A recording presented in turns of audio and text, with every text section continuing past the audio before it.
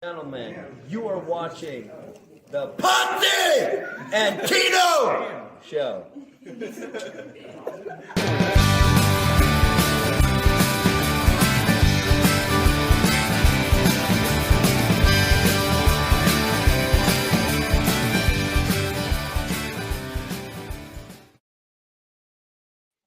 Ladies and gentlemen, boys and girls, children of all ages, the Pots and Pants Network brings to you its tag team champions of the world, the Road Dogg Tino Gray, the badass Rob Potsy Potcheck. That's right, the Potsy and Tino Show. Our theme song is always brought to you by Adam's House Cats, called The Wrestling Song. It's available on iTunes for 99 cents. Also want to thank Roderick Strong for that nice little intro that he gave us right there. Roddy. Good old Roddy, sitting there yelling our names like we want the crowds to do. So Tino, we always start the show with a little segment called What's Up With You? So let's go ahead and do it. What is going on with you, my friend? Not a whole lot. Just chilling. Had to take Nicole to the doctor hospital on Thursday. So I got to work and I'm setting up because I'm getting ready to do an intake. Got a phone call. Her face comes up on the caller ID. So I answer it and it's not my wife. So you know how fucking scary that is? It's her fucking principal's like she started, her vision got a little blurry and she's saying that she's busy. Can you come? So I'm like, yes. So I get there and she's on the floor. Her blood pressure's doing stupid shit, going up and down. She can't stand up. She's falling over. They finally had to get the EMTs, had to take her to the hospital. They did all the tests. Everything's good. She was good. They figured that I think it was sinuses, and between the sinuses and she had a cold, she had water behind the ear, so they figured it was vertigo. So all that but they put IV, gave her, she's a little dehydrated. Thank God she's all right. So I'll take it. Yeah, no, absolutely. Since this is just the first I'm hearing about this. Yeah, it was stressful. Yeah, it was stressful. But I could do well because it was like Thursday I dealt with that. Friday she was home with me working from home, and so I just kind of like chilled and took care of her. Then Saturday she went and did her therapist thing. Then my mom came over because I had to help her with some computer stuff, and then her dad came over, so I had them both here. And then Sunday I had to get up and take him to the airport. So it was crazy. So I didn't talk to anybody. So I was like, but cannot come. Other than that, everything's cool. I can't, like I said, got to watch shows. We'll probably talk about. I watched a movie. Um, I don't know. We'll talk about it when we get to that part of the thing. That I want to see what your thoughts on the movie was. And yeah, that's pretty much it. That's the excitement. That's the excitement I had going on for the past few days. All right. Well, I didn't really have much going on myself. I'm coming at you guys live from my iPad tonight because, well, for some reason, my brand new laptop of 4 months is now saying that well, it's not saying it. It's just not existent in terms of seeing its Wi-Fi and Bluetooth adapters. So yeah, so I had to plug Ethernet cable into it, and I'm trying to run the diagnostic right now, but it looks like I'm going to be using that 5-year warranty that I bought on the thing. So yeah, at this rate, it looks like for whatever reason, the computer just doesn't recognize them. And what's weird is on a Windows 11 computer in the bottom right-hand corner, you've got your little, it shows when you're hooked up to the internet and whatever right there, right? So you click on it and then it pulls up the little areas that you can change your Wi-Fi that you're using and stuff like that. Well, right now, because it doesn't recognize the Wi-Fi adapter, it doesn't even pull that little screen up. So it's not letting me put the computer in airplane mode. It's not letting me try to restart the network adapter. Nothing. So it just doesn't exist to it right now. I was going to ask if you do the whole fateful turn it off and turn it back on. Multiple times. That's the answer to anything. We'll just turn it off, turn it back on. Well, yeah, it is. And what's really weird about that is that, like, when I first turned it on, it told me that there was an update that it needed. Okay. So I clicked the button for the update and it says you're not connected to the internet. And I'm like, what do you mean I'm not connected to the internet? Like, it's an automatic, it just connects to my home network. Nope, apparently not. So I don't know if it downloaded something that it wasn't supposed to, if something, but like, I don't use that computer for anything except for writing my trivia games, doing some graphic design stuff, and then doing this show. So I don't use the computer for almost anything else. I just use it for that stuff. So the fact that it wasn't working just kind of blew me away. Also tonight, Tino, I moved us from our typical on Twitch stream over to my actual personal / professional Facebook account, because last week the most random thing happened, and I sent you a message at like what 11 o'clock last week when I just happened to be looking it up. And I was telling you that the amount of people that were in the room from time to time during last week's episode was like 15 people, and we've never seen 15. We've seen 5, we've seen 8, we've seen stuff like that, but 15. So I went and took a look at like the total views of the show last week, and crazy enough, somehow we had 1,100 views of our show. I was like, how the hell did that happen? I was like, is it consistent or is it like in and out? And you're like, oh no, they pop in and they leave. I'm like, oh. Yeah. So, but like I figured if and what was weird about it was it wasn't YouTube that was giving us those views. It was our Facebook page, and our Facebook page only has like 400 followers on it. So the fact that it had 1,100 views of the show meant, like, for some reason, I guess Facebook thought we were the cool thing to have on the algorithm last week or something, and they just put us up there. So this week I decided, what the heck, we'll go ahead, we'll put us on 2 Facebook pages at the same time, and we'll see if that draws any other traction to the episode. Although I always joke about monetization on Facebook, and it does say that videos right now it does not monetize me on, because for some reason it says I posted something that was false, and it won't even let me look at that post at this point. So I can't argue it. I can't. And we're talking like 4 months ago is the only occurrence that I've said something that was false. So you don't know what, and you don't know what it was that you said. No, and really all it was me sitting there saying something about whoever was in the video, saying, yeah, this probably doesn't really exist, isn't real. And then all of a sudden it's like you posted false information. So whatever. But anyway, I figured we might see if we get some more people in the audience. Folks, by the way, if you are in the audience, go ahead, say hello. Michael Turner, great seeing you as always. And we answer questions that people pop up with, and just basically for those that have never watched the show before, we talk about what's going on in our day-to-day lives, and then we talk about pro wrestling for the second half of the show. Yeah, wrestling. Your screen keeps going in and out, and I don't know if it's from my end or from your end, but ain't sure, because I'm fine on mine. Okay.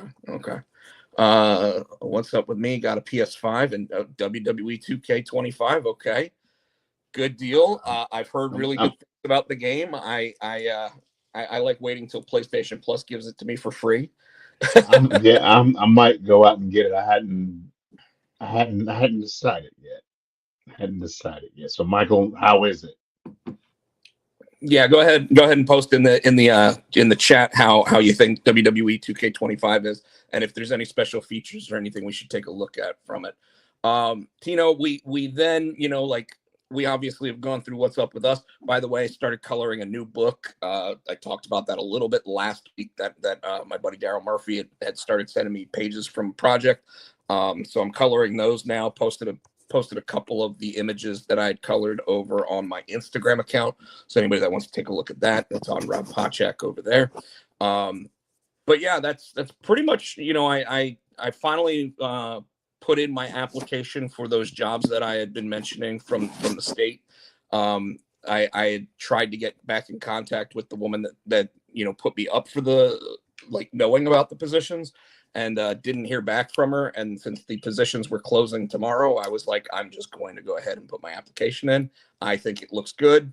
Here we go. So we'll see what happens there. For all I know, she could be on vacation or something. So it's one of those things.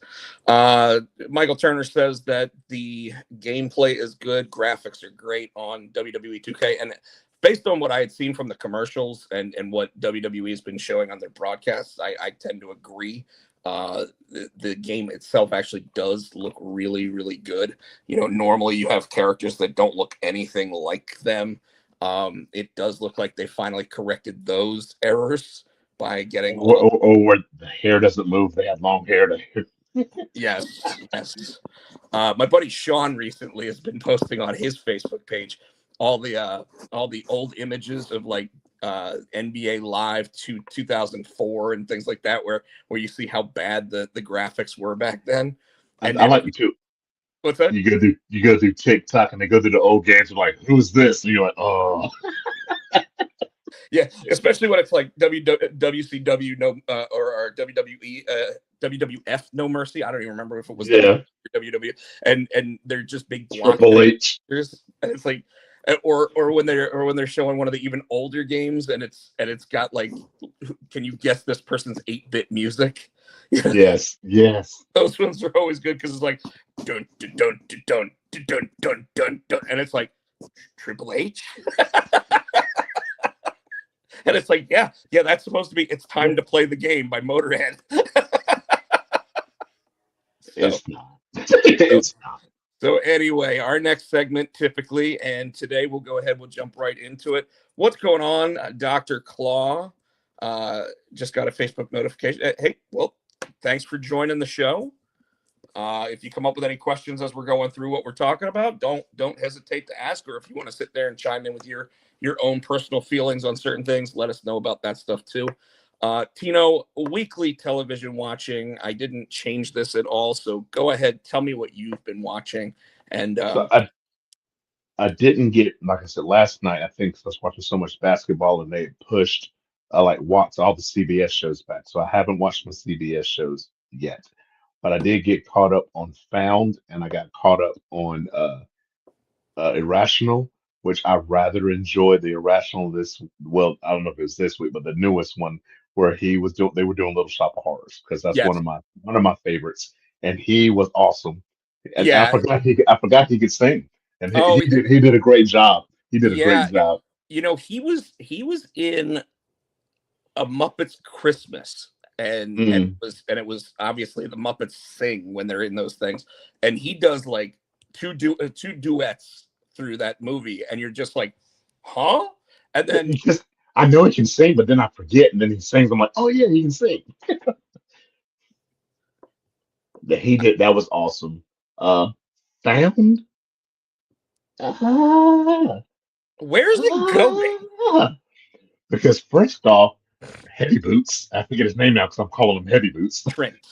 Trent, his girlfriend, well, now he broke up with her, but all of a sudden she turned and started going up for Sir. But why is Jamie going to see Sir? So for those that haven't watched it but do watch the show, it is interesting how they've gone from one story to now, I guess Sir is like the Hannibal Lecter of the show. I don't know, man, but he's like, oh, didn't recognize the name, but I recognize the face. Hello, Jamie. I'm like, what the fuck? No, he didn't recognize the face, but he recognized the name. Oh, I thought he said he didn't recognize it. No, he said I didn't recognize the name, but I recognized the face. Because you got a visitor. He didn't know who it was. He recognized the face. You know what? You're right. That. Now, I wonder if the name that he put on the visitor log wasn't Jamie. I wonder if it's the name that he used for all these other years that he's been away. Could be. But then when he sees him and he goes, Jamie, and you're like, oh, I don't know where they're going. I don't know if I trust that kid. So you think that's really Jamie?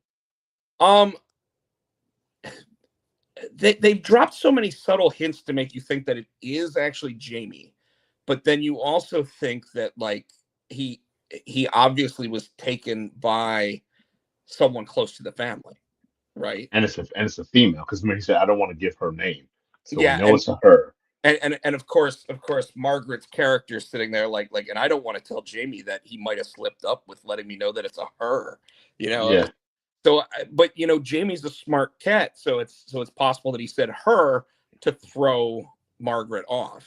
it's Like dropping crumbs. I like thought that too. wouldn't it be interesting if Sir was actually the captor of Margaret's kid Ooh. and like you know the kid actually liked being with him because Well, because when Sir went to jail, that's about the time Jamie came back. yeah, but Sir was captured Mm, for a full year by that's right. That's true. That's true too. so I love how we're trying to depict this like we should just do a whole episode of the Potsy and Tino show about Found. It's Um, good. so Uh, any other shows? so obviously I'm still watching Daredevil. Still amazed at that show. I'm still watching because I never watched The Punisher, so I'm watching The Punisher now. Now, Um, are you watching the original Daredevil or are you watching Born Again? well, I already watched the original. Now I'm watching Born Again. I Okay, watched the original when it came out, right. But and then no, you never watched the I Punisher? never watched The Punisher. And I was telling him because it's funny because Matthew had watched it, and like I was watching the first episode, I'm like, I got halfway through, and I'm like, I'm bored, dude. He's like, no, dad, because it started out slow, and at the Right. end of that one, I was like, oh shit. And so now I'm like, okay, I'm hooked now, and so now I'm watching it because it was Well, like, I'm like, this is boring. you know, so Helios picks Duke in Florida. Michael Turner says Florida to win it all. Interestingly, I actually joked that I said Florida to win it all without watching any basketball at all this season, and the whole reason why is because once every like 7 or 8 years, Florida wins. So I got two brackets. I because obviously I'm a Carolina fan, so my one bracket is already blown. So I had Carolina winning it all, but this bracket I have Florida. yeah. So the Punisher TV show from Netflix when they did that, very violent. Like I mean, Yes. extreme violence in that. And the second season I thought was a little bit of a drop off, but did you know that the guy that's playing the Thing in the Fantastic Four movie is the guy that played Microchip? so That's weird. so he's two characters in the Marvel universe now. That's Only a couple weird. of people only a couple other people have actually done that, by the way, and that's Well, no, Linda. because what's his name's getting ready to do it? Robert Downey Jr. Well, yeah, Robert Downey Jr. obviously is getting ready to, and they're now like starting to leak little elements of that, but Linda. How's that going to work? Everybody knows. They're gonna be like, hey, you look like Tony Stark. Well, And, Matthew's like, yeah, they'll probably make some kind of joke saying that or something like that. well, the rumor is that he uses his resemblance to this world's Tony Stark to gain favor with the people, and then show the Um, villain, which would make sense regardless of if that's a spoiler or not. But yeah. but you know, but besides Eben, whatever his last name is, the guy that played Micro and is getting ready to play Ben Grimm's Thing, you know, besides him, Sean Gunn obviously has played multiple characters because he did, you know, Rocket Raccoon's actual like motion capture, but then also played the one that takes over for, you know, with the big thing on his head. Oh, yeah. And then Linda Cardellini, who I just found out is going to be playing Pamela Voorhees in the TV show about Crystal Lake. Played the little otter in Guardians of the Galaxy 3, but she also played Hawkeye's wife. So, Yes. and then I guess you can sit there and claim that you know Chris Evans obviously played two characters because he played Captain America and Johnny Storm Flame on. in Deadpool and Wolverine. So, um, but the Daredevil show, the Born Again show, I don't know if you noticed it, but they definitely dropped an F-bomb in this episode, and like it immediately made me sit there and go to Facebook and go, they ain't fooling around. They're dropping F-bombs now. Like this is definitely TVMA.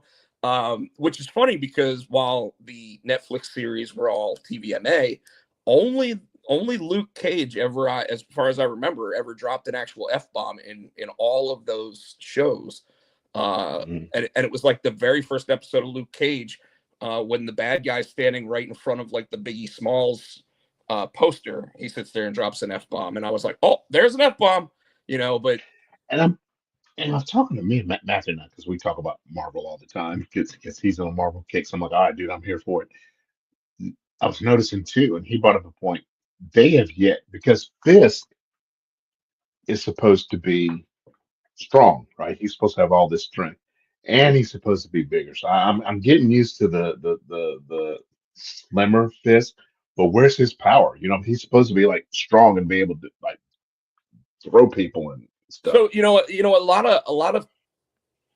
so a lot of misconception with Fisk is that like in the comic books everybody always called him the fat man. Well, he's not fat. That's actually supposed to be muscle. So and Daredevil in the first episode says it looks like you're losing weight or whatever, but don't worry, we're gonna see Wilson Fisk throw a person here or there in this season. Because even in the original Daredevil, I want to say he was bigger, and in the spinoff, when the with the I don't know if it's a spinoff, but the chick with the motorcycle, she was deaf. I didn't never watched it. Maya, Echo, huh? Echo. Echo. He was bigger, so I'm wondering what they're doing with this leaner Fisk. I mean, it's probably just the fact that D'Onofrio couldn't either put on the weight or they don't have him in those giant suits that he was in. Yeah, they I mean, even if he doesn't put on the weight, they could have put him in the fat suit or whatever to you know, with him being the kind of actor that he is, he probably sat there and said, you guys can use other types of camera tricks to make me look bigger when I need to look bigger, right? Okay. I respect that. I'm just trying to stick with the Sure. yeah Sure. yeah What did you think of Frank's appearance in this episode? huh What did you think of Frank's appearance? oh because I was like, so at the end of the episode before, it made you think that it was him because all you saw was the Punisher shirt, and here he just looked like he was just so beat down. It reminded me of the first episode of the show Punisher. He wasn't the same person, and it wasn't. He still had all the weapons and things. I think that he motivated uh, uh, Matt to go back to being a daredevil, but I think Matt might have motivated him. I think he's going to come out with that Punisher to help Matt. So Well, the that this so Punisher I don't reminded know. me of the first episode in the first season of the Punisher TV show. So right, I don't know if we're gonna see the Punisher show back up through the rest of the series. We may, because he may start going on a killing spree of all the people that are using his symbol. Hmm. Because that's actually something they did in the comic books with the Punisher character.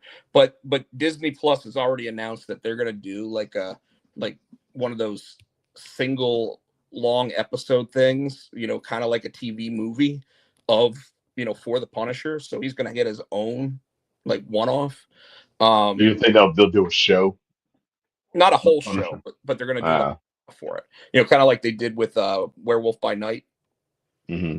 and the Guardians of the Galaxy Christmas special. Yeah. So I would expect that. But I did like how he said, I don't think you came here for this. I think you came here for permission. Yes. And I And think he's right. and yeah, it like and we started getting that when we got Matt start doing that yelling after beating up the cops in the second episode. Um I like that. I like the fact where he kept saying "say his name" and dude wouldn't say Foggy. He kept trying to get him to say his name. Well, it's not about him. Say his name. Well, it's not that. Say his name. You and, know, he notice he couldn't. finally did say his name. And Hmm. that's kind of like when you could tell like something went off in Matt at that moment. So it's going to be interesting to see where it goes. Obviously, we got 9 total episodes. I think that was episode 5. Was it 5 or was it 4? Well, they did 2 episodes to start the season. Yeah, sure. So I hope not, dude. It can't be over that quick. Damn. Yeah, that was. But we got that still means 4 more episodes. Although there is rumor that they're doing 2 episodes at a time for one of the weeks. So I I know, guess but I don't want it to end. I know. It's so good. It's so good. Like Reacher has one more episode this week, and I'm like, oh man, Reacher's gonna be over. Invincible just ended. Oh, like where are all these good shows that I want to watch? That was episode 4. We got 5 more. Was it really only 4? hmm I'm looking now. Yep, that was just 4. Interesting. Now, I guess maybe it's possible that if it was episode 5, that they're calling the first 2 one episode, but it was definitely 2 episodes that they showed the first night. So I am caught up on Suits LA, which this week I thought was a really bad episode. Like last week they brought Harvey Specter back for 2 scenes, and it was like, oh, okay, that was pointless. This week we do finally get like the court case that Stephen Amell's character is overseeing. We finally did get some big intervals from that, so things moving that along. Okay. But I don't know. Like the show still doesn't have the same feel of the original Suits, and I know it won't because it's different premise. It's not about a guy who just has a photographic memory or whatever. But you are hoping that the characters start having that same kind of camaraderie. And so far, like there was a part in this episode where Stephen Amell's character was dreaming about wanting to have sex with the 2 women in his life at the same time, right? And Well, that's a 12. and like I said, it's a dream, and you actually see him while he's in his bed sleeping, and at one point he's going, and it's like that's terrible. Like that's just bad. I am caught up on Tracker and Watson. Watson had an interesting case this week. I thought that was really cool. Okay.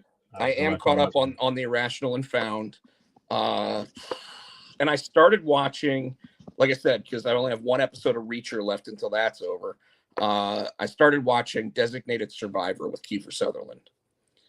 Didn't you already watch that or no? No. My sister and brother-in-law had watched it, but I never watched the series. So I was like, all right, let me see what it's about. And like 3 days in, 15 episodes into it already. Now, granted, it was like an ABC show, so it's only 40-minute long. Wasn't he like the last person, so he became president or something like that? Yeah. So the way it works is when all of Congress, the president, everybody else are all in the same space at one time, they always keep at least one of them out of it, so that if something were to happen to, like a mass casualty incident, that there'd still be someone there to lead the government. And of course, he gets told by like a former president, like after he becomes president, they're like, you do realize you were the least qualified to be president out of all those people. And of course, he's the only one that's like an honest guy, which is kind of funny to me with these shows because almost every time you see these shows and it's got the president, like 24 had one evil president, but I think every president in the show was always a good guy, right? Mm-hmm. And like, so this, Kiefer Sutherland playing the nice guy president. I'm just sitting there going, like why is it that we always look at the president as like Honest Abe, in these shows when we see what they actually are like in real life, Yeah. So yeah, so I've been watching that. One last thing I wanted to, because I told you I watched the movie, I wanted to see if you saw it and to get your thoughts on it. I sat down and watched Craven. Yeah, so did I. On Netflix. What'd you think? I know that in the comic books, Craven wasn't bitten by a radioactive lion. He wasn't bitten in the movie either, Paul. If that movie had just been its own thing, like it was just starting its own, like let's say it was made by Netflix and they said, we're going to start a superhero group or whatever, and we're going to start making our own superhero movies like the Marvel MCU. And it had no name of Craven on it at all, right? And they just started it to be its own thing. I think it would have been fine.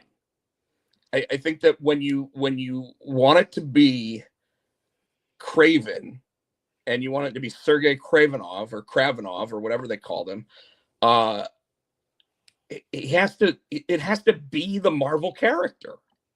What you don't think it was?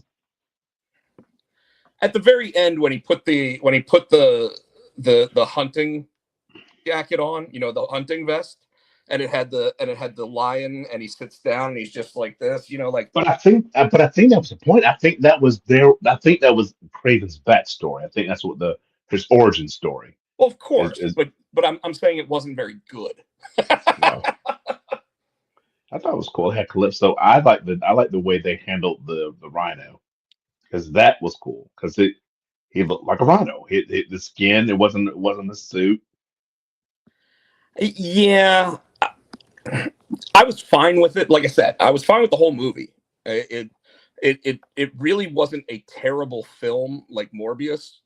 Uh, it wasn't terrible. It just shouldn't have been Craven.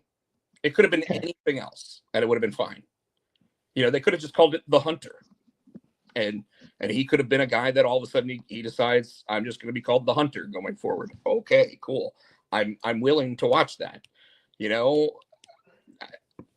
but yeah, like otherwise, like as a movie that's supposed to be in that Spider-Man universe that doesn't have Spider-Man in it, it's fine for what it is, I guess.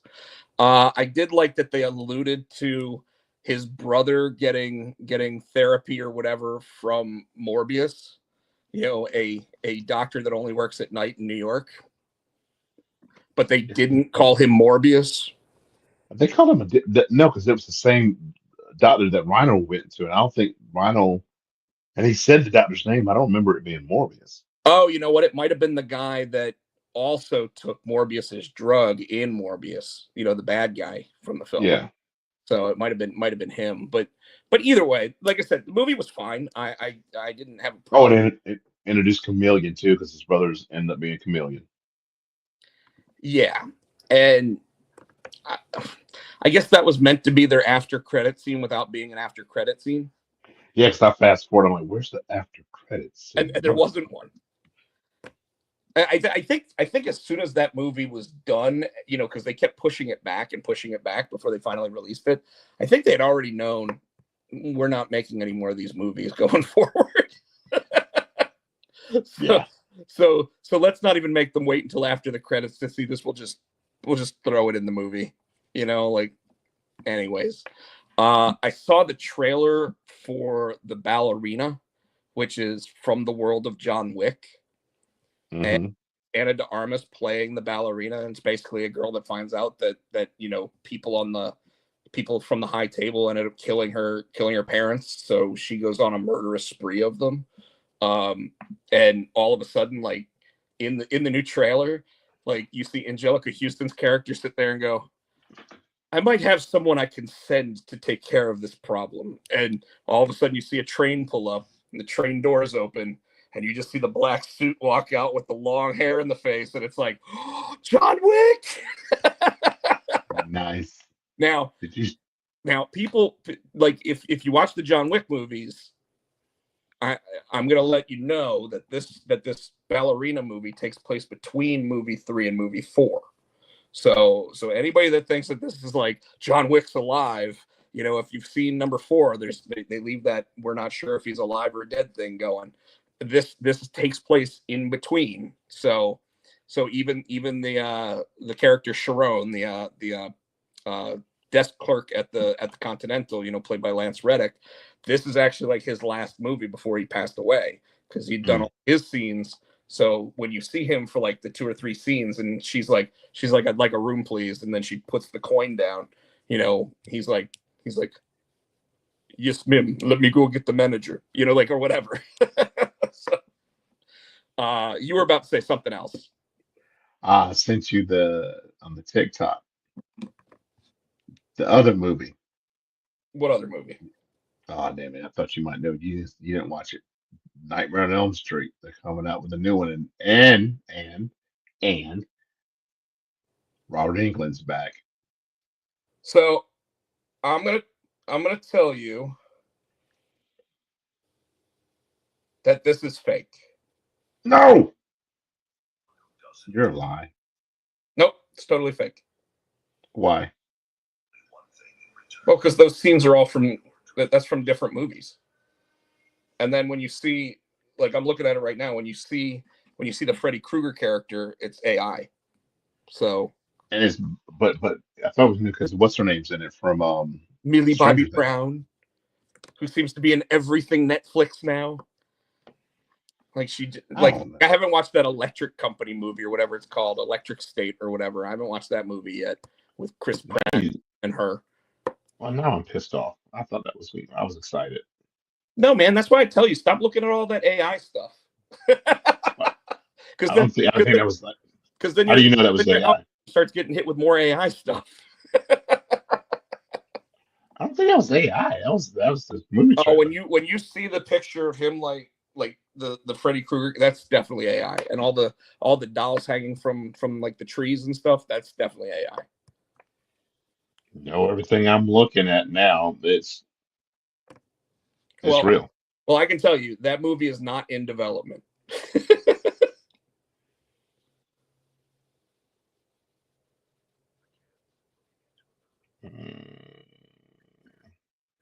All right, well, we'll look and see. I'm gonna go. I'll research it some more.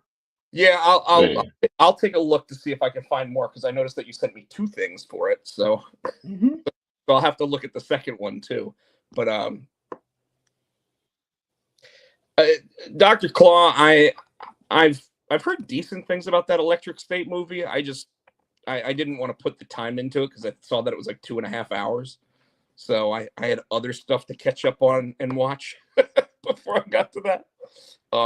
So anyway, so Tino, you said you didn't get to watch Monday Night Raw yet this week. No. So you didn't get to watch Monday Afternoon Raw. No, and it's that's throwing me off because that's like I said in my work day, I don't really get done till like 4 or 5, and I have class and I have other. I could tell you I had an appointment, so I didn't get a chance to see it at all. So we can talk about. I mean, Finn Balor versus Braun Breaker last week was the main event. You didn't get to watch that one either. When we got off, I did. Yeah. So, but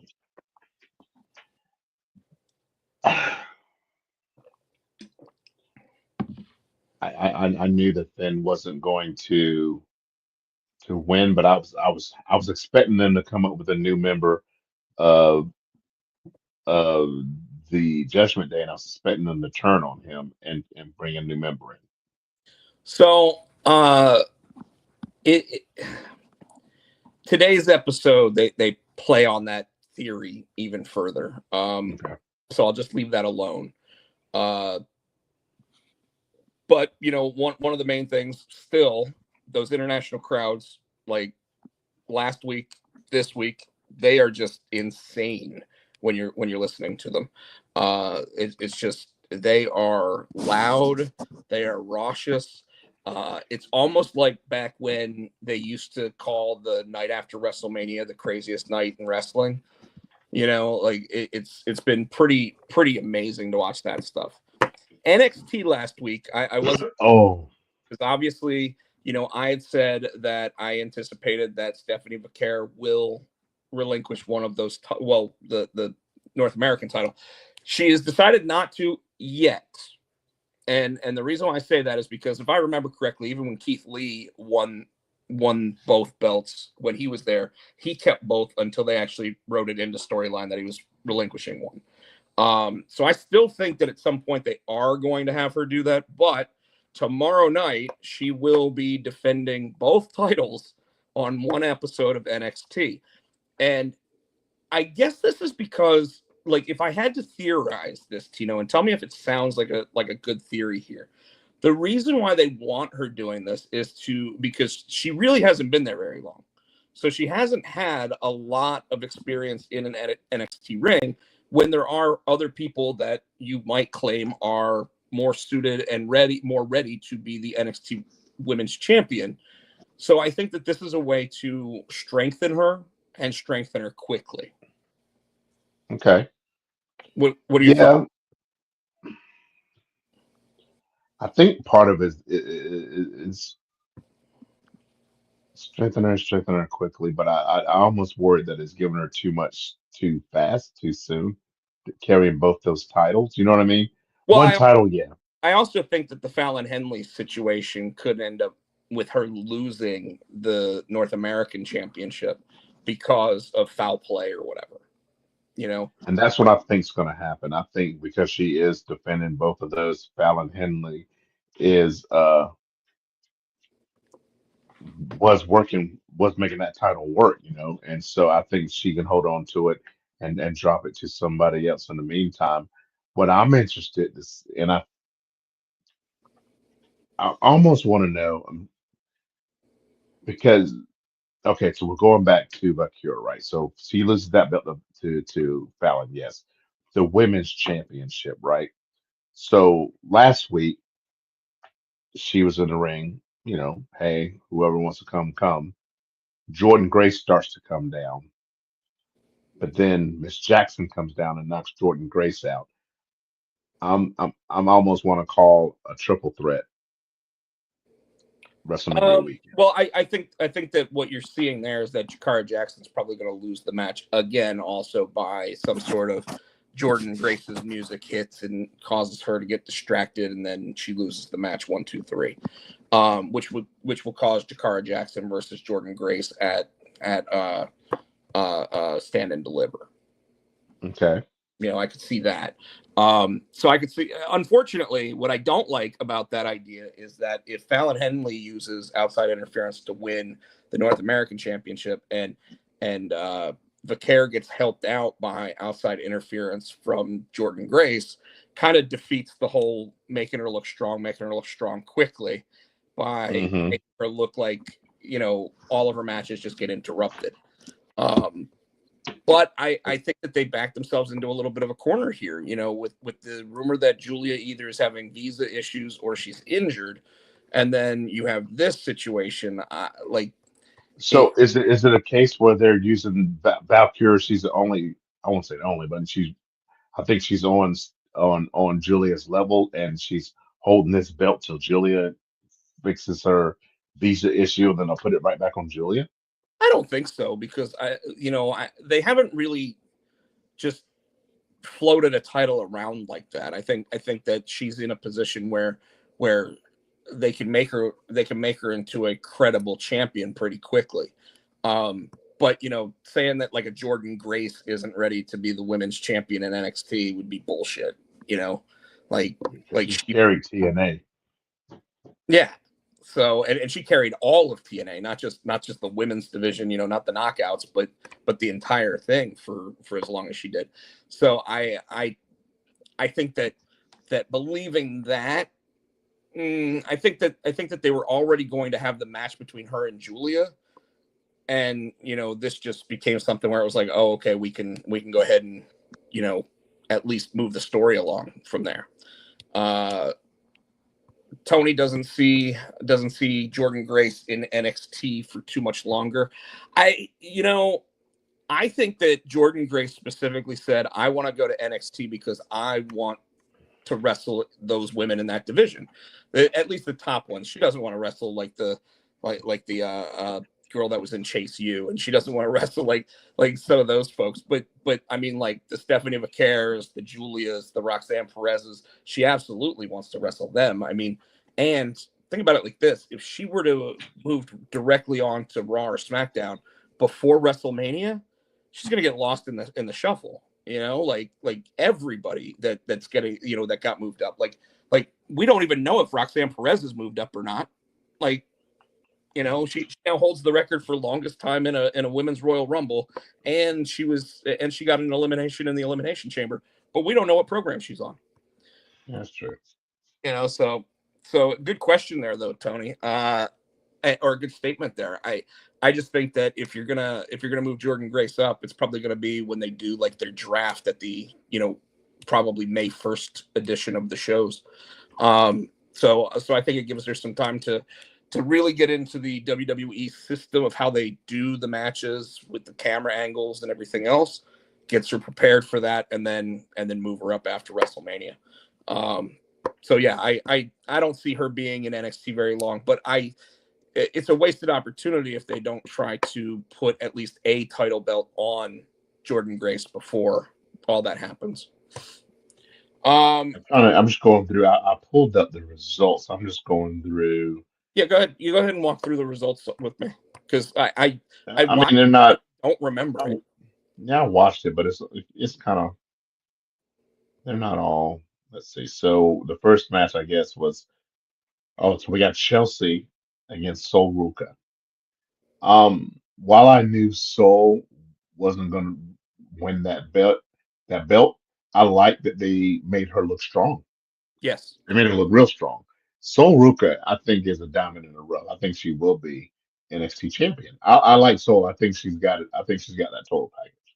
Yeah, when you said you see her as an NXT champion, I could see that. I don't know if I see her as a SmackDown or Raw Women's champion, only because by the time she gets up to that level, like, I mean, Charlotte will be a 19-time champion, Bailey will have been an 8-time champion, and Which is exactly why, and we always talk about this. Quit using. We need to bring fresh oh stuff sure, in there. You know sure, what I mean? we're seeing that, and we do actually have to talk about the Tiffany Stratton Charlotte Flair flare up, if you will, from this week, because it's something that really does need to be talked about. Let's see. They should have just announced. Oh, so Tony, we're not talking about Raw from this week yet, only because Tino didn't get to watch it. So you just spoiled something for him. So Tino, if you read that comment, everybody was hoping you were going to get someone to say his name, and he appears, and it didn't happen. And in fact, I was a little shocked. Not only was he not on the show, being from Scotland, but neither was Drew McIntyre. Drew McIntyre. So if I had to guess, Drew McIntyre probably had the dark match at the end because they knew he would get cheered in Glasgow. Like, there was no way. Like, if they brought him out, there's no way he's not getting cheered in his hometown. Well, he's from Ayers, but so the Culling, which versus the family, the Culling. I don't know if I'm down with that name. Is that Sean Spears' group, or is that new group Yes. that showed up and just started like beating everybody down? No, that's Sean Spears' group. Okay. And we know what happened there. They won I because mean, I guess the Culling's actually a good name for that, based on what Culling actually stands for. I mean, it's like it's basically like destruction of something by tearing it apart. So that's kind of what he's been doing. yeah. JC Jane and Carmen Petrovic. So I've been trying to figure out if Carmen and Ashante were supposed to be heels or faces. Ashante pushed that chair in the ring, and you know, Carmen refused it, and she ended up losing. But so is Ashante trying to bring her to the dark side? I mean, just by her being with him, he's already done that, right? So. Mhm.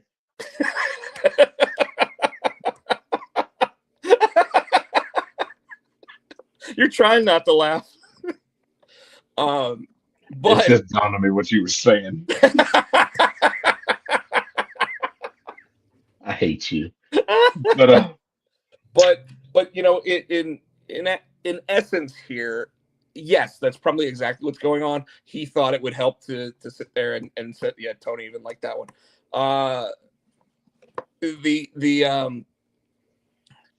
It would seem that he's trying to help her the same way that like Dominic Mysterio tries to help,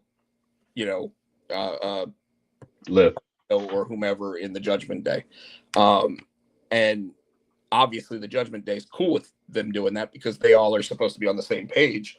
But obviously with with her, she's still trying to get across as a babyface.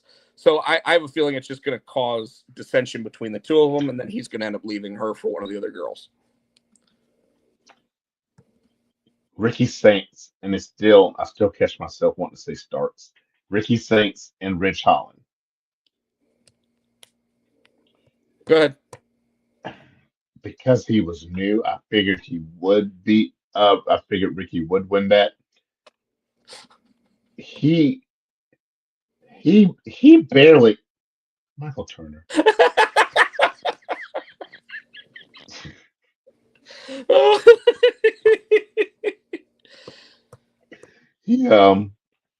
He won with his move, the Rochambeau, but he almost didn't get him up for that move because Rich is a little too big. I think if I know that he's known for that move, but I think he needs to stick with trying to figure out a move that he can put on anybody, especially because he's not gonna like if he ever fights somebody the size of a Obafemi, yeah, he's not gonna be able to get him up. So I think he needs to maybe come up with a new finisher. Maybe that's one thing I can think of. It might be something that they're already talking to him about. Like obviously an established character typically has an established moveset, but it doesn't stop anybody from being able to lock in a brand new submission hold or something else that you've never seen. Yeah. So he can maybe still keep the Rochambeau for somebody his size smaller, but for somebody bigger, yeah, maybe like a submission or some other different kind of move. Yeah. Yeah, like it's almost time for someone to bring back the code breaker. Somebody doesn't. One of them already. Somebody already does code breaker. I think someone does the backstabber, but I don't think anyone does the other. All right. The underground match. Hold on. The Judgment Day is the worst faction name of all time. John Moxley, hold my beer. And yeah. there are a lot of bad faction names right now, like the No Quarter Catch Crew. Like that's another bad one. The obviously the Moxley's group. I don't even remember the name now at this. Oh, Death Riders. Death Riders. Although the Blackpool Combat Club, I actually liked the original name because William Regal's being a part of it. The patriarchy. I don't really know about that. What's that? The patriarchy, and that was that Christian's group. Well, because he's the patriarch, so that's why they're the patriarchy. But and I'm okay with that one specifically because Christian has been so good in his role.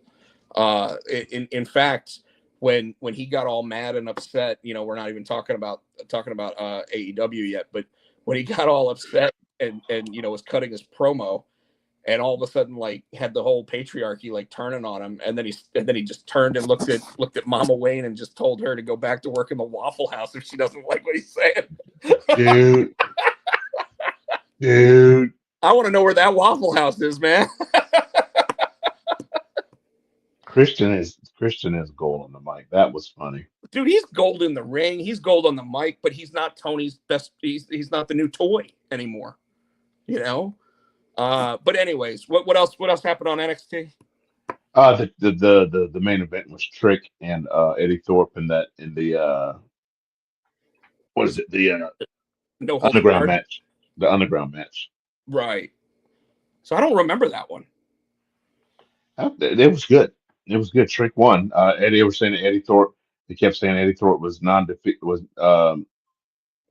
defeated, undefeated in the underground match, and of course, okay, that means Trick's gonna whoop that Trick and beat your ass in that match. And after the match, Williams called down Obafemi. Femi came down, and they had a stare down, but then those four dudes came in, and it ended with a brawl, and they started brawling. Siobhan came in trying to tell Oba and Trick, I told you it's gonna happen. We got to stick together, and they kind of pushed him down, and then they went back to fighting, and then all of a sudden that bitch came out of nowhere and hit a cutter on Obafemi, knocked his ass out, and they ended with him just face to face with Trick, just looking at each other. I was like, and Oba was out. Oba was out. So I'm like, oh shit. The cool thing about that is that obviously, they kind of turned down Javon Evans' push after he botched that move against Randy Orton. But like it looks like he's out of the doghouse now, and they're. But even Orton was like, dude, it happens. Oh yeah. Orton wasn't mad at it. Well, no, but I mean, still, when you're newer in the ring and you're getting pushed to the moon, you're getting to face like a surefire Hall of Famer, and you botch a move, like they're gonna hold it against you for a couple weeks. But it's not ballet. They can't expect No, everyone no, because I don't. Orton and Well, Triple H, they don't hit the fucking. It's you not didn't even perfect all see the it, but time. look at Jey Uso. I mean, like he botched last week. He botched one this week, and all of a sudden he got Gunther backstage sitting there going, maybe he says to Jey, Shut up. it's a quick one line, but he basically says maybe you won't trip like your brother did. Which would have been fine to say even after last week. So, all right, let's move on to AEW Dynamite, or do we have a Cappuccino Jones update for this week?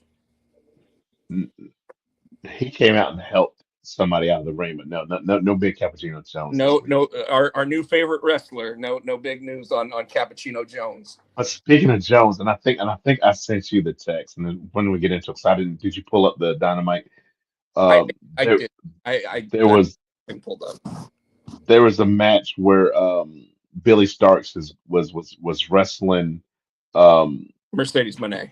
Mercedes Renee for the championship, and they were like, yeah, how she was good in school, and she had a perfect 4.0 GPA, and Taz didn't let me down with it. He's like, he said GPA Jones. Yeah, he said GPA Jones, and then you said Street Fight Jones. Yeah, he said that he said that too because they were talking about the street fight. He's like Street Fight Jones. So Taz didn't let me down. Tony just sat there and he said, what Trips has done with the AEW talent that they acquired is what Vince should have done with WCW in 2001. And Facts. And you're showing your age there, Tony, but you're absolutely right. I think that you can't just give Triple H the credit here, though. This goes partly and probably mainly to Shawn Michaels, because when you think about it, I mean, think about this: every single one of the people that they have brought in, except right now Ricky Saints, which probably won't be too long before they do it with him too. Every single one of those people that have been brought in have won a championship in either NXT or on the main roster. Jade Cargill's been two-time tag team champion. Cody Rhodes is now world, undisputed champion. Ethan Page has been NXT champion. Sean Spears has been North American champion now. So and Lexis King. Lexis King is the Heritage Cup champion. So every single one that have been brought in have been a champion of some sort since being brought in. And it's because the talent is being seen and they're actually being used. And now that I pulled up Dynamite and Collision, I can go ahead and for certain say that Tony Khan has his favorites. Everyone sees it. Everyone knows it. We talk about it almost on a weekly basis at how when the Young Bucks come back, they're almost certainly going to win back the tag team championships. And for sure. But right now, the flavor of the week is the Hurt Syndicate. So of course, they immediately took the belts off of Private Party, and since they took the belts off Private Party hasn't been seen. Where'd they go? Oh, and Penta will most likely be tag team champion before too long as well. Since I didn't. No, I think that he might pull it off and get that belt from Braun. I won't tell you what happened in that match. You can't make me. Shut up. You can't make me tell you what happened. I'll hang up if you do. I will. I'll be like, fuck you, Good Night show's over. And I'll do it. Good Night Jones. Yep. So yeah, you'd want to hit me right in the yam bags on that one. But so my problem when it comes to Tony Khan is because he plays favorites, you already know the outcomes of 90% of the matches before they even occur. At least with WWE, there is like, yes, you know that if Otis and Tozawa are in a match, they're most likely losing. If R-Truth is in a match, he's most likely losing. But you also know that like if you put Gunther against Cody, you really don't know who's going to win that match. You know, this Punk, Roman Reigns, and Seth Rollins match at WrestleMania, I don't know who's going to win that match. I just know I'm going to be entertained. You know, and the thing I think Punk's gonna win that match. well, the thing that would surprise the shit out of me that everybody should look forward to is what if Paul Heyman turns on both Roman and Punk and goes with Seth. So, just saying that right here, right now. But let's get back to Dynamite. So, Tino, Mercedes Moné versus Billy Starks. Solid match. Billy Starks in her 500th match at the age of 20. That's amazing. Like that's Roxanne Perez level. You know, like, Well, no, because Billy actually started wrestling when she was 13. yeah, I know. I don't think Roxanne started until she was like 16. I think you're right. But my point is that you're I mean, here's Michael Turner just said Paul with Seth. Damn. This would have been the perfect match for Mercedes Moné to lose. Because it would have been it would have been like when, what was his name? AR Fox just randomly beat Jericho. You know, and then of course that got squashed like immediately after because Jericho beat him like 3 times in a row. But you know, like the idea that we know that Moné is his favorite new female on the roster because he's given her the Jade Cargill treatment. He's literally, you know, every week it's the undefeated Mercedes Moné. She's had 14 matches, guys. Shut the fuck up. You know, Well, she's undefeated. She hadn't won. She hadn't lost. So you can say undefeated. You know what I mean, though? It took Jade Cargill 70 matches to finally lose one. Mm-hmm. You know, and it's because they thought she was going to resign and she was going to end up being like women's world champion at some point.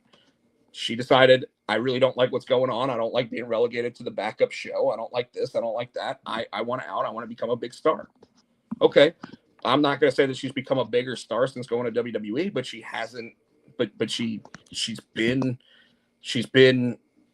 represented every week that she's available, pretty much. You know, even when she was out injured, she was still the talk of you know, that entire Bianca and Naomi feud.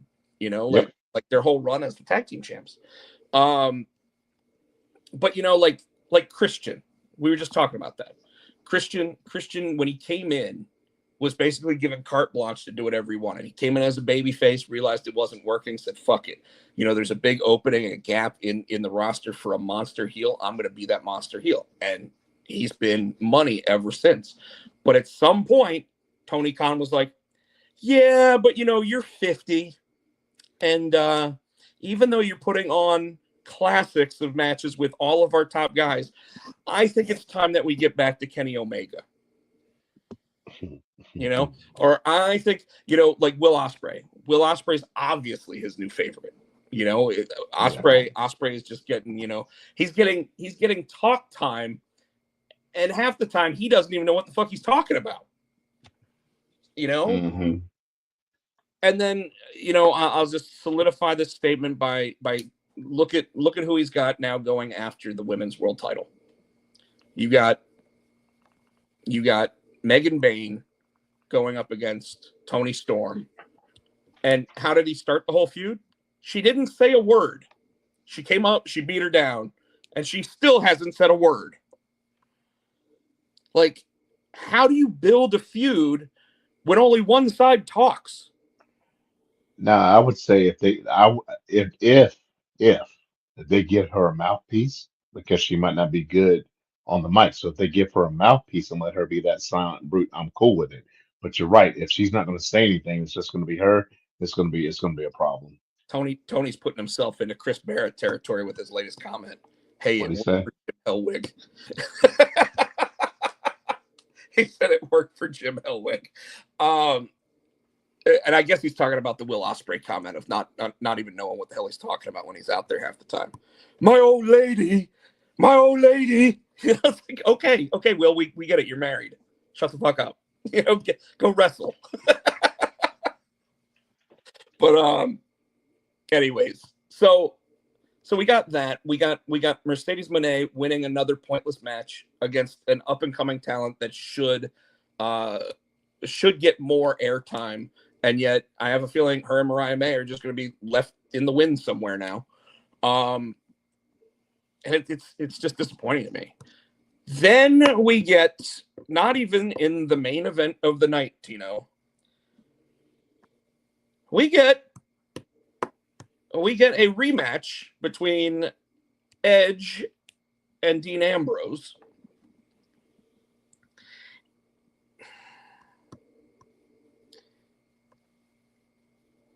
What the fuck was he thinking? Who? Moxley. Oh, yeah, go ahead. And, I really am firm on my belief that Renee Paquette said, you're not allowed to come home bleeding from your forehead anymore. Because he bleeds from every other spot on his fucking body at this point. Like, who allows someone to suplex him onto a bed of nails on a stick? Mm-hmm. And not only do that, but by the way, could have punctured his spine. Could have. No. We're good. There, yeah, okay. Could have punctured his spine. Could have done irreparable damage. And what was it for? Because it didn't get a pop. It got a from the crowd. In fact, what the fuck was Wheeler Yuta doing, looking like he was trying to pull it out of his back, and then decided, you know what, I'm going to get the hell out of the ring and just go get power slammed through a table. Like it was pointless. What the fuck? I don't know. It was a waste of a match because you knew the Moxley wasn't going to lose. So why did they even do that? Yeah. Was it to get Copeland's rematch clause out of the way because they don't? Well, he didn't hold the title before that, so he doesn't have a rematch clause. I think. Oh, that's true too. I think he just sat there, like Tony sitting there going, Oh no. He said he didn't lose. That's right, because Christian got pinned. right. That's how they did it. I don't know. But what was the point? To gross people out? At this point, I'm so disgusted. If The Swerve only doesn't win thing that, that would have made Swerve doesn't. The only thing that could have fixed it was if they went to picture in picture and did an Ace Hardware commercial. And I say that because of the Nick Gage thing where he pulled out the pizza cutter and started cutting Jericho's forehead, and it went to a Domino's commercial. Oh. Like, it would have been great to see Moxley walking around with that stick with all those nails in his back, and you just hear, Ace is the place for the blah, blah, blah, blah, blah.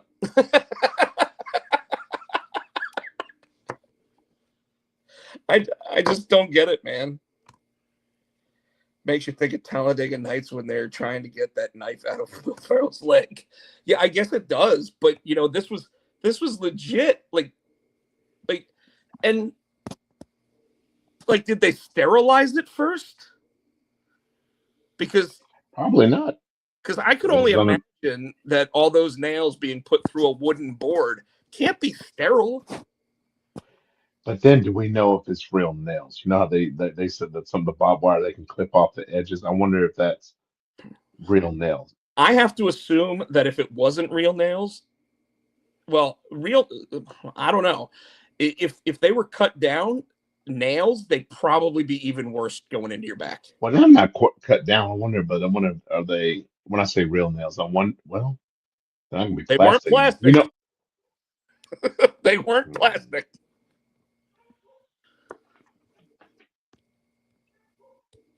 So yeah, it's things like this that really make me and by the way, last week's Dynamite, they mentioned it I don't know how many times on the air that it obviously was, having a snowstorm outside. And Moxley drove like 11 hours to get to the arena just so he could be a human pincushion. Like, is that dedication? Sure. Is it vast stupidity? Abso-fucking-lutely. Like, there's no need for it. And you remember how much of an ECW guy I was back in the day. Like, Yeah. when there were like I had all the videotapes, I had DVDs of the shit, and back then didn't gross me out. I was like, oh my god, did you see what happened to this guy? Now I'm sitting here going, it's completely useless. You don't need to do it. Stop it. You got a kid at home. I bet Moxley actually shows his kid these videos too. Look at what happened to Daddy here today. Fuck that, man. So terrible. Anything else from Dynamite? No.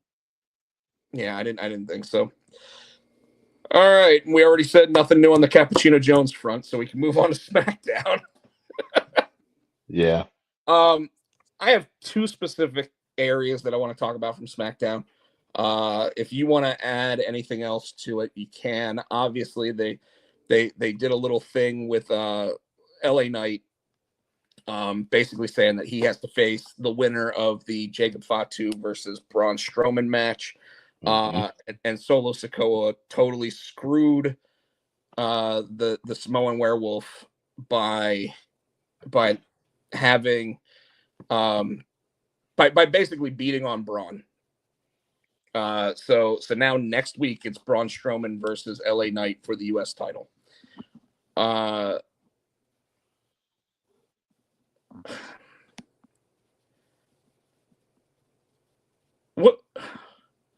What are they doing here with Jacob Fatu and Solo Sikoa? Because obviously we don't have like the new bloodline going on anymore, right? Mm-hmm. So I'm trying to figure out what they're doing. I'm wondering if Fatu wins that belt and then him and Solo go at it for the belt. what belt? Oh, the US title? I don't know. Like I'm just waiting for the moment where Solo finally snaps and like attacks Jacob Fatu. I'm still here. I got my earpiece in. I got my dog and she's barking to wake up the damn neighborhood. I can still hear you. Oh, okay.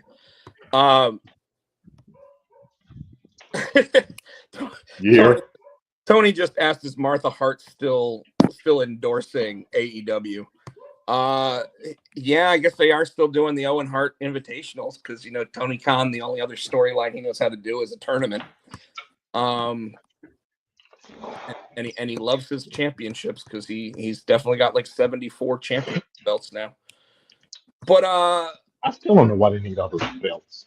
That's what I'm saying. How has he not made Ring of Honor into his NXT at this point? I don't know. But so, okay, the two things I really want to talk about from SmackDown, Tino. I want to talk about the Tiffany Stratton Charlotte Flair promo. Read online all these people talking about how Tiffany Stratton got made to look like an undeserving participant in this match during this. And it really felt like Tiffany Stratton was told, hey, here's your script. And it kind of felt like Charlotte Flair went off script. Why do you say that? Well, because Tiffany just repeated what seemed like a scripted line back to Charlotte. Sitting there. I think she got thrown off because Charlotte was like Charlotte was giving her a hard time being a bitch. I think you're right. Tiffany had maybe a script of what she was going to say. You're right. If Charlotte might have gone off script, and I don't know if she did that on purpose to throw Tiffany off. Yeah, it's weird because she's like the people don't even like you, and of course she's like they're either booing or wooing, and I was like, what the fuck? Booing or wooing? What the fuck does that mean? Like she should start wearing a T-shirt that says booing or wooing. Watch, they probably will. Booing or wooing Jones. Here you go. But like the whole, like Tiffany sitting there saying, every time you see a hot thing, you throw water on it, and then Charlotte goes, "You're not even the hottest thing in WWE right now." And it's like, well, what the fuck else is? Like, who's a hotter female right now than Tiffany Stratton? Nobody. I'm trying to think. Not on the main roster.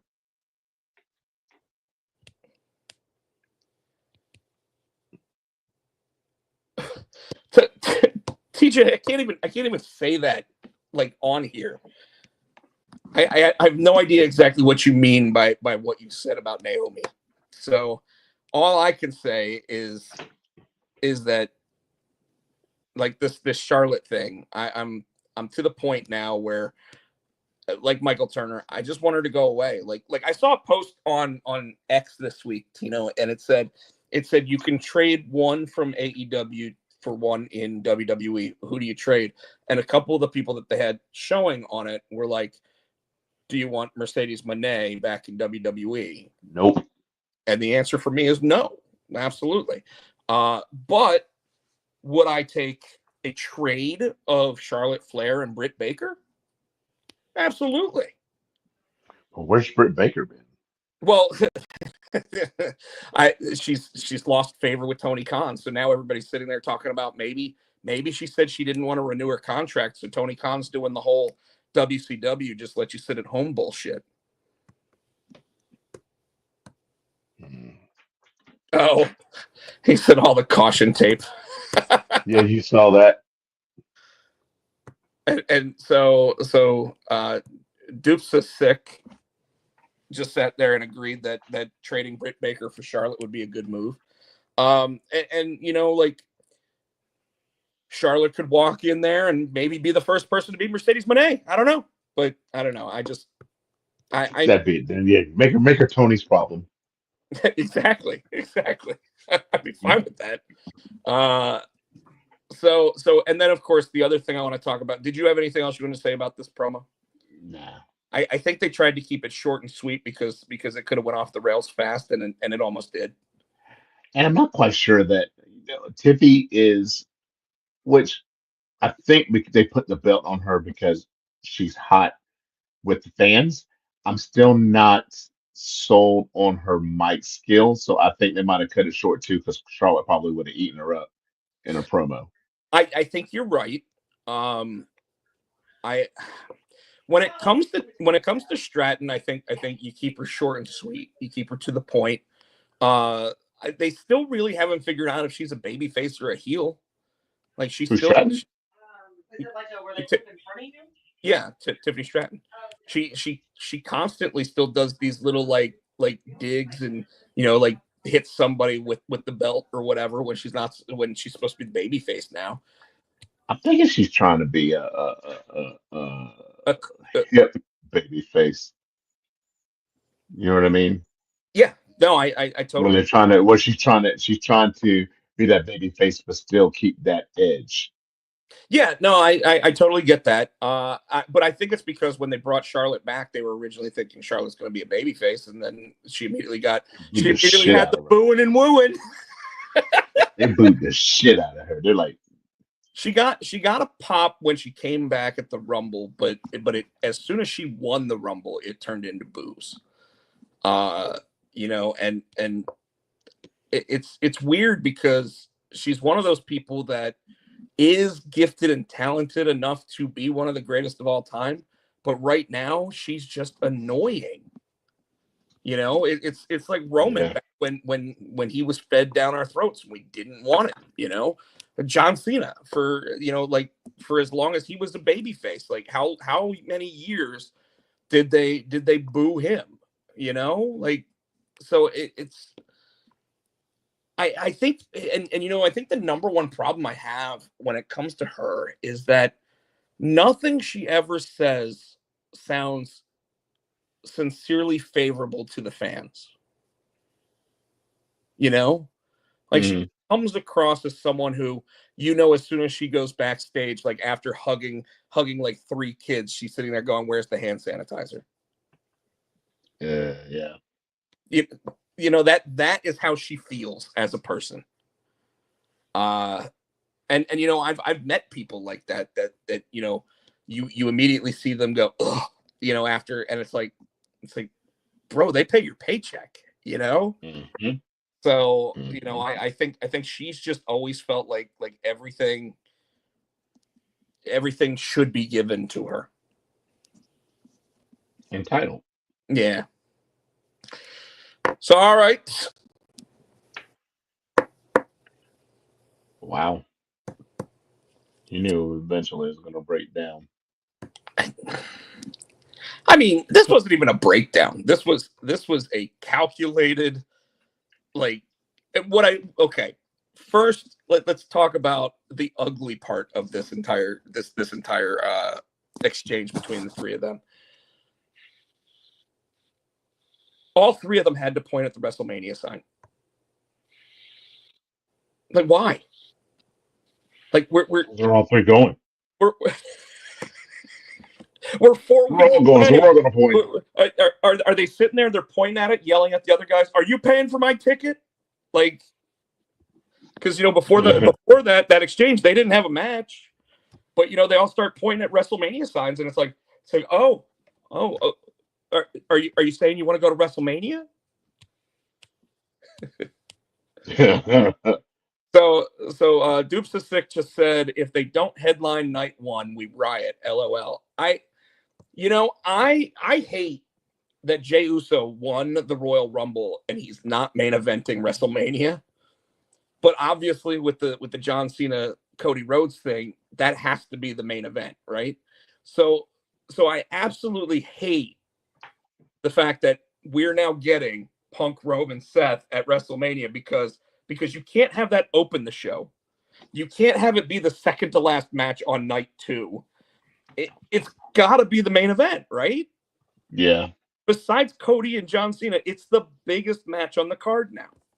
We've already seen Gunther and Jey Uso. And I think, like I said, when I said I think Punk's going to win, I think this is Punk's year. And I think Michael Turner said he thinks Punk will go with Paul and get the title. And I also think because it's Punk, he's got the main event. I think we're at that point where if Punk doesn't get it now, he might never. Although he's actually gone on record now as saying a main eventing WrestleMania is not the top ticket for him anymore. He obviously wants another run with the title. He obviously wants this, that, whatever.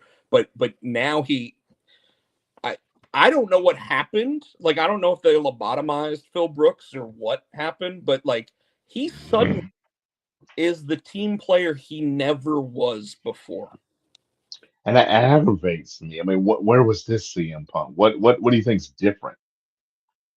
So, I think it all goes back to when we sat there and talked about how you knew that he was having issues with the Young Bucks at AEW, right? It's the fact that, like, he obviously didn't want to work for Vince McMahon, but probably from talking to everybody that he did know that was working for Hunter, he sat there and asked them, like, do you think I could work with him? And they were like, dude, he's changed. Like, now he's the guy behind the scenes. He helps everybody. He listens when people have story ideas. He does this, he does that, and so Deuce the Sick just said maturity and knowing his role as a veteran. I don't even think that's it. I think that's a big part of it, but I think it's the structure of the business. I think that he understands that the machine that is the WWE is the best way that this kind of business is run. I think it is too, knowing his role and being a veteran, because they grew up. I mean, we said the same thing about Randy Orton, right? Randy Orton was an ass, and he came back this time, and he's like totally different. You could tell he's having fun. It's a different Randy than it was years ago, and I think that was part of maturing, and kind of knowing, hey, I need to be the role model and set the example and help these young kids come up. Well, absolutely. Uh, And in fact, like here's an interesting thing that I heard recently was that Karrion Kross, when he was on the indie scene, he was wrestling John Moxley one night.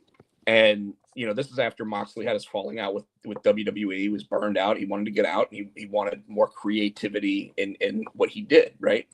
But he still sat there when Karrion Kross was like, "What do you think's next for me?" Like Moxley said, "Call Triple H. I bet he's got a spot for you." And that's when he went to NXT. So even a guy like Moxley is sitting there going, I might not like working there myself, but like you might really enjoy what you're doing there, and I mean, like when you look at Phil, obviously like Tony says, you learn to appreciate what you had. I don't even think it's what he had. I think that he knows that at this point he's got X amount of years left to wrestle, right?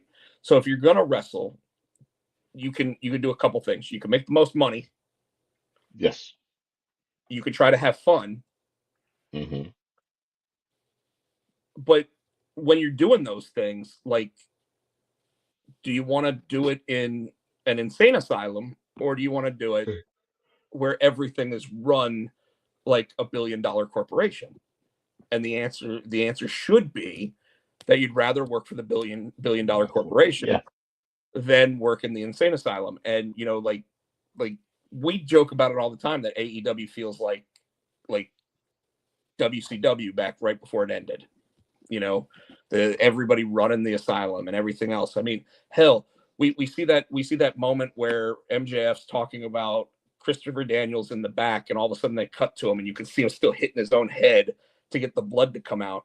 And it's like, how do you make that kind of production issue? And you can't tell me that it's because they're still a new company, because they've been around 5 fucking years now. Not to mention Tony Khan owns 2 major sports teams, so he's seen them on TV too. So he understands that whole thing. But that's 2 different things. That's you can't compare football and wrestling. But that just shows where, like, when CM Punk sits there and says something like Tony was a joke, like letting the Young Bucks and Kenny Omega run the entire business, forcing Cody Rhodes out of the company. I mean, we're still waiting for Cody Rhodes versus Hook, in Greensboro. Guess what? Not happening. Well, neither one of them have that belt either. Yeah, we won't have that. We won't have that match until Hook leaves for WWE. So, which is coming. And then they're gonna have to change his name to like Hank. He's just gonna be Hank. So the promo, I want to get back to this. The promo, Roman sits there and he's like, well, they flew me all the way out here. I'm going to be out here for like another 15 minutes. Anybody wants to come out and like say something to me? Seth's music comes on. Seth comes out and he says, "You want to do this? Let's go ahead and do this." CM Punk's music hits. CM Punk doesn't even get in the ring. He's sitting on the corner and he goes, "Big Chief, Grimace." I'm just like, I'm just laughing because I'm like, that he came up with that on the spot. It wasn't written that he was going to call him Grimace. He just looked at that ridiculous outfit that Seth Rollins was wearing, which I will, I will continue to say that I just don't get Seth Rollins, because I'm supposed to take him seriously, and yet he looks like Violet from fucking Willy Wonka. I think that's the point. I mean, you need to be able to yeah, he looks like that, but he can go in the ring. It's like R2 is a joke, but he can go in the ring. Santino Morella. You got all these other that people are, they try to Eugene. Seth isn't a joke. Seth might make a joke. Seth might try to act like the Joker, but Seth isn't a joke. He's not Otis. He's not a joke. Or maybe not a joke, but I think he comes dressing like that, but he can back his shit up. I mean, what's his name? The other flamboyant back in the day, Adrian Adonis. I mean, you look at him, look how he dresses, but he will kick your ass in the ring. I mean, I guess if you were to sit there and say that it's kind of like the Ric Flair robes, I guess I understand it a little bit more. But like, he wears all that flamboyant shit, and then it's like if somebody pops him in the face and he hasn't taken it off yet, it's going to be a while before he can fight back. I get what they're trying to do with him. You just want to be an asshole. So, but we'll just see. I don't feel like arguing for the next 20 minutes. I'm trying to get out of here.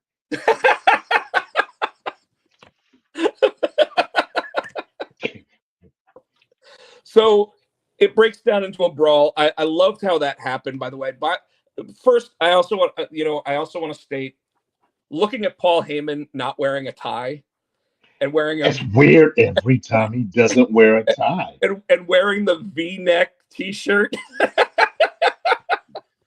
I was like, what the fuck is that?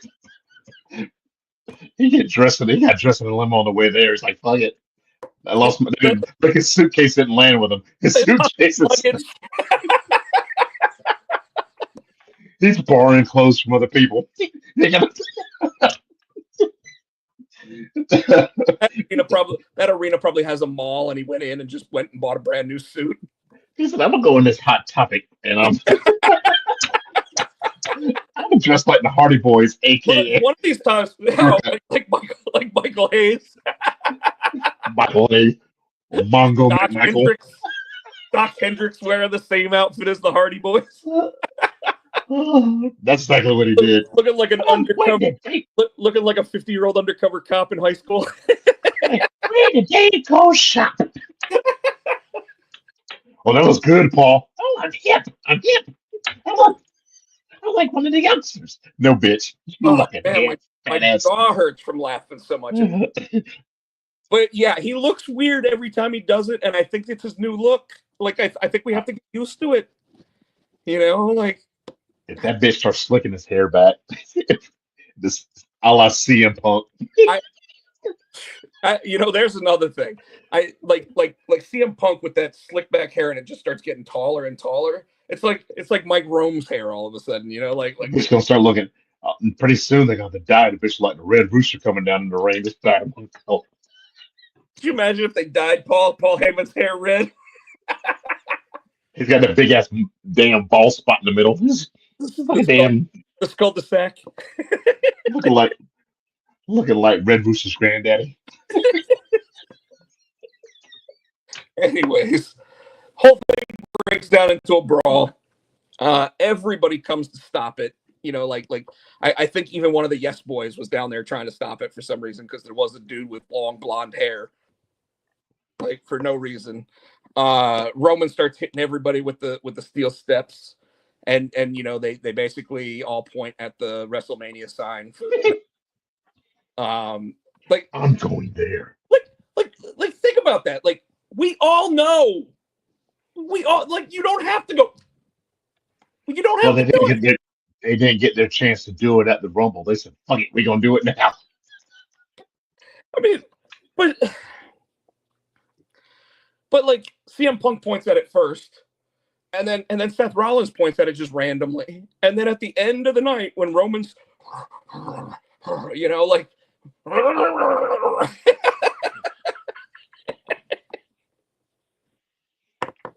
and don't forget to put Paul in the grandmother's shoes. Damn. I did notice that Paul's pants looked a little short. Like they came up too high on his legs because he was wearing not high waters. He's borrowing somebody else's clothes and shit. Man, you know what? It kind of looked like Solo Sikoa's suit from earlier in the night. Damn. No, it wouldn't be high water on him. This should be bad as a motherfucker.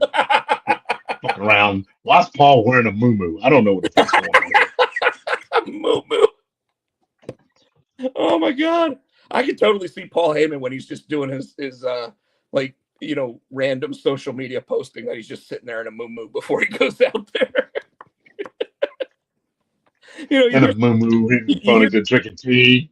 You hear stories about Dusty Rhodes sitting there backstage, just laying down on the bench with the card in his hand, and he's got a cowboy hat over his face. He's wearing a t-shirt that's cut off right here, and he's not wearing any pants.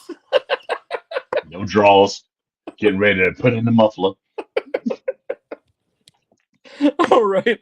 I think I need somebody to come over here and help Big Dust with the muffler. I can't reach around by myself. Come here, boy. I'm gonna bend on over here. You get that toilet paper. for for those for those that don't know how disgusting the muffler that Tino's talking about is, Dusty Rhodes apparently, to make sure he didn't shit himself in the wrestling ring, would shove paper towel and toilet paper up his asshole and then pull it out after the match. I need one of my ring boys to come back here and help me get the muffler out. Grandpa Joe pajama shirt.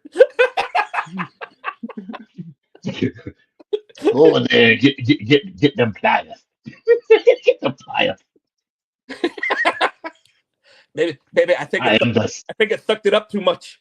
Somebody gonna have to grab the pliers. the second most recognizable athlete in the world. Somebody get the plunger. The plunger. The plunger. Somebody go get my son Goldust. He said, Michael Turner said, Paul's Donald ducking it. Oh,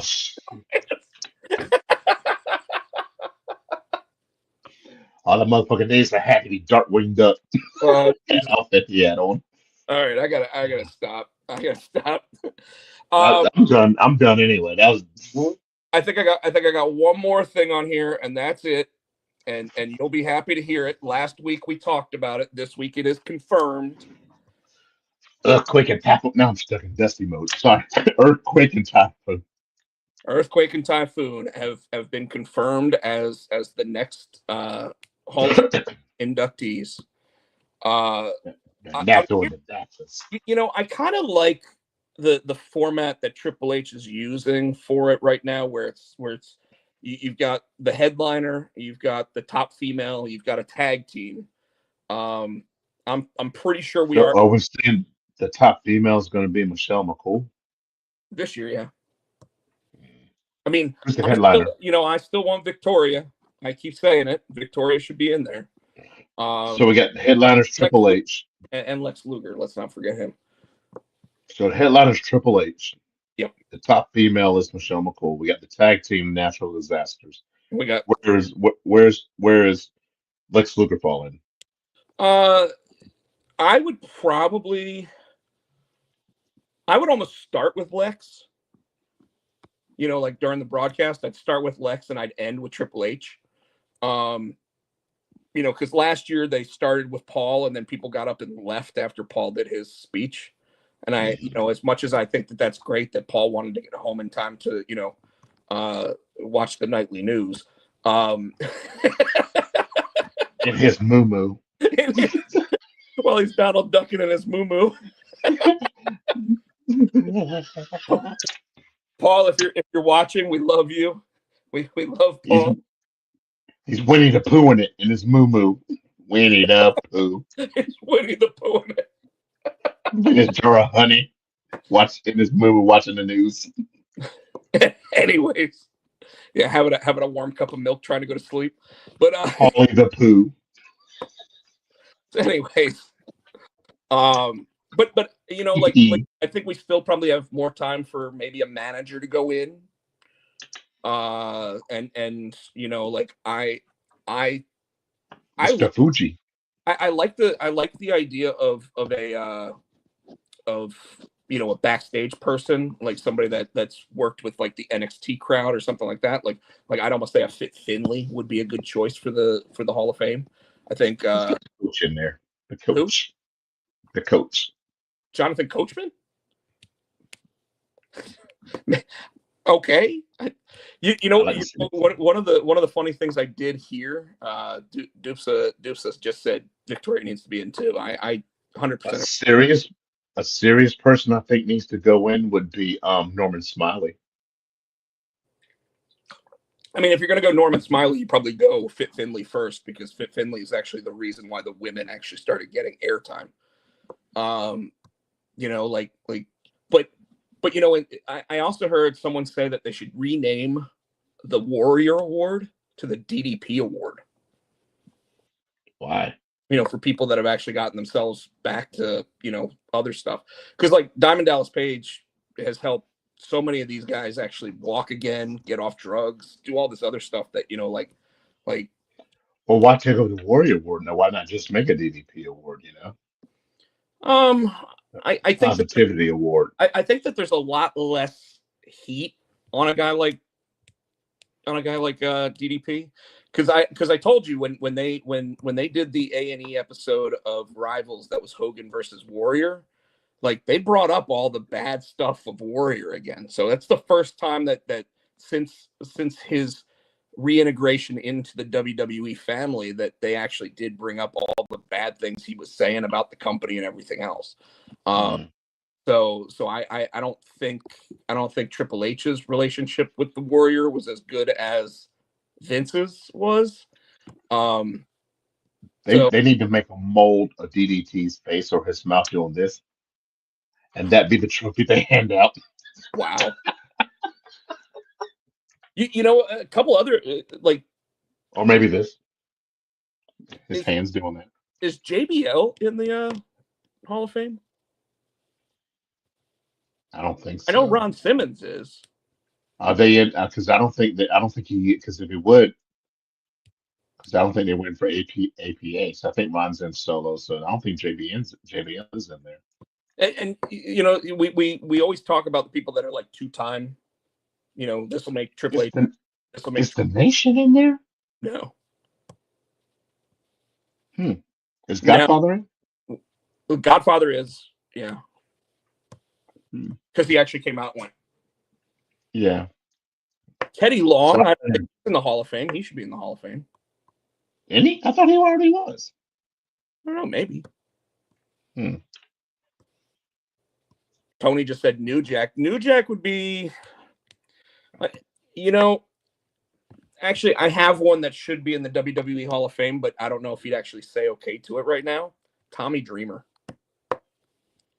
Because he was a backstage guy for all those years, but he also, he's one of the guys that put ECW on the map.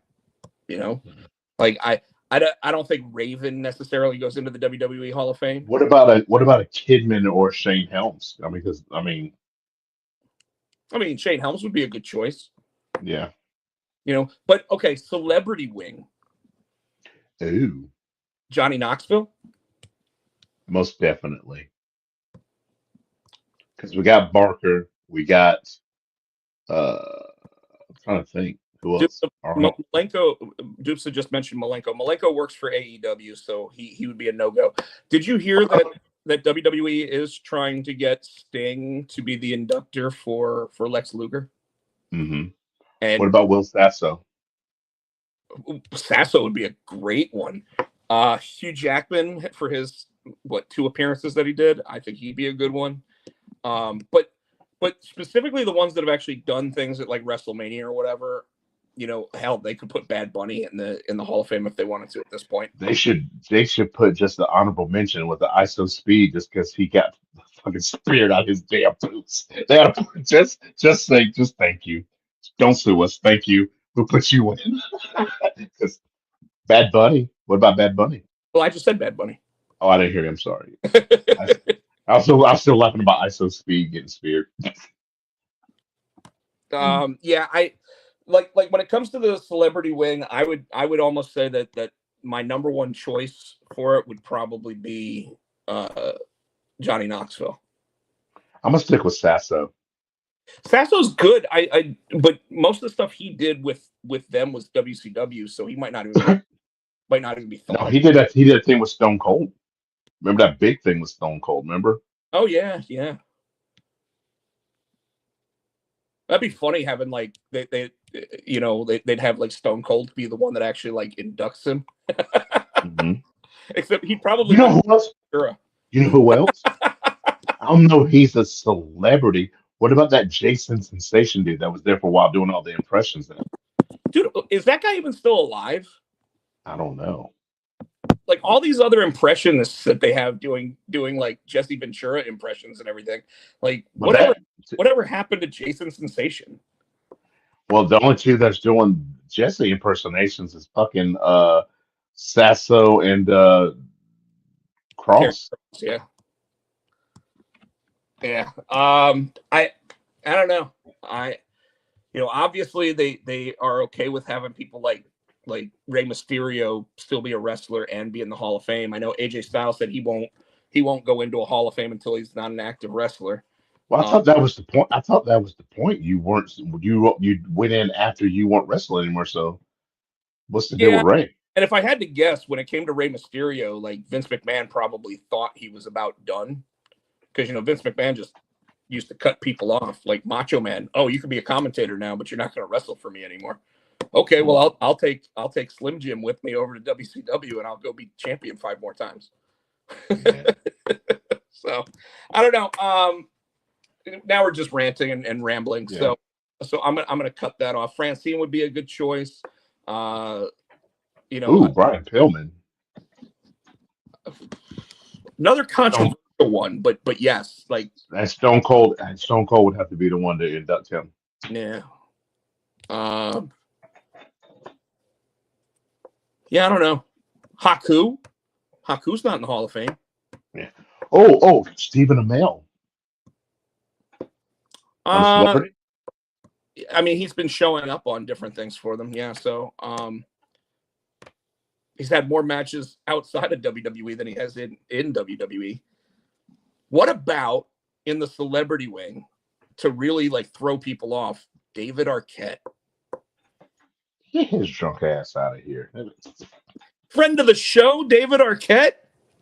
Mm. Anyways, Mm. Stephanie McMahon, I could see them putting her in, alongside with her husband. What about Shane? Shit. But what I wanted to say when it came to like Ron Simmons is the type of guy that could actually go into the Hall of Fame 3 times. Damn. And and the reason is because he can go in as Ron Simmons, first NWA Black World Champion. He can go in as part of APA because they were how many time tag team champions, and he can go in as the Nation of Domination leader. I like it.